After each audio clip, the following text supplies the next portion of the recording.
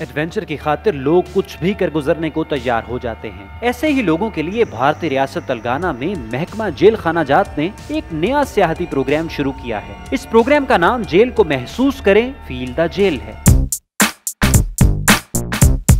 इस प्रोग्राम के तहत सयाहों को अदायगी करने पर तेलंगाना में हेरिटेज जेल म्यूजियम में वक्त गुजारने का मौका मिलता है। गुज़िश्ता दिनों मलेशिया के दो नौजवान दोस्त निग अनवू और अंग बूंटक कुआलालंपुर से हैदराबाद दक्कन सिर्फ इस जेल में वक्त गुजारने के लिए आए। दोनों ने इस तारीखी जेल में, जो 220 साल से भी ज्यादा कदीम है, में 2 दिन गुजारे। 1796 में सालार जंग अव्वल के दौर में बनी इस जेल में दोनों दोस्तों को कैदियों के कपड़े पहनाए गए। जेल में कयाम के दौरान उन्होंने दूसरे कैदियों की तरह बागबानी और जेल की सफाई भी की। उन्होंने अपने कैदी साथियों के हाथ का बना हुआ खाना भी खाया, जो उन्हें खासा पसंद आया। 2 दिन की जेल यात्रा के बाद दोनों कैदी अपने मुल्क वापस चले गए।